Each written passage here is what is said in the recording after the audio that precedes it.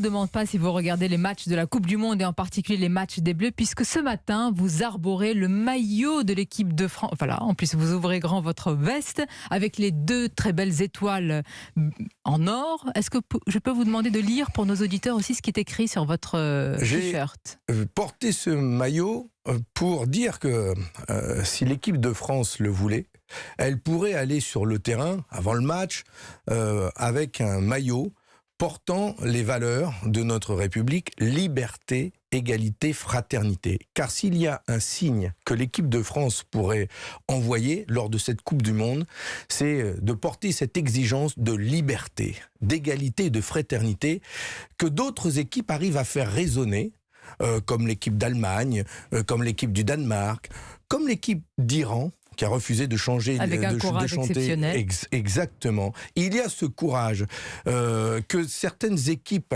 ont pour faire vivre justement cette exigence de respect des droits humains et notamment celui de respecter l'homosexualité, les LGBT, puisque c'est condamné au Qatar, et c'est la raison pour laquelle de nombreuses équipes le font. Alors, si la FIFA met un carton jaune aux équipes qui viennent avec un brassard LGBT, ce qui est complètement honteux de la part de la FIFA, au moins nous pouvons nous mettre un carton rouge à la FIFA en portant ces valeurs sur le t-shirt, qui pourrait interdire à l'équipe de France de porter les valeurs de la République et de faire résonner le mot liberté. Liberté dans les stades du Qatar. Mais le terrain de foot est-il le meilleur endroit, Fabien Roussel, pour envoyer des messages, fussent-ils d'une grande importance comme la cause des LGBT ? Par exemple, quelle est la meilleure manière d'envoyer un message à un pays ? Est-ce la manière d'Emmanuel Macron qui a indiqué, je cite sa phrase sur les réseaux sociaux, « Cette Coupe du Monde de football, la première organisée dans le monde arabe, témoigne de changements concrets qui sont à l'œuvre. Le Qatar s'est engagé dans cette voie et doit continuer. Il peut compter sur notre soutien. » Comment vous avez réagi ? Alors lui, le président de la République dit qu'il ne faut pas faire de politique dans le sport et en même temps, il envoie un message de félicitations au Qatar. Je rappelle que le Qatar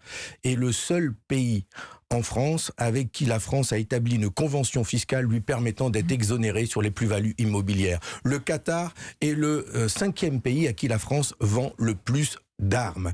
Il y a des liens étroits entre la France et le Qatar, des liens honteux. On donne beaucoup de leçons sur les droits de l'homme et pour autant, nous sommes beaucoup dans la compromission avec ce pays. Alors au moins ayons le courage d'exprimer ces valeurs que nous portons. Que le président de la République aille au Qatar voir un match de l'équipe de France avec le brassard LGBT ou avoir un pins LGBT sur son veston, qu'il ait ce courage-là, et là on verra si effectivement il porte ces valeurs jusqu'au bout.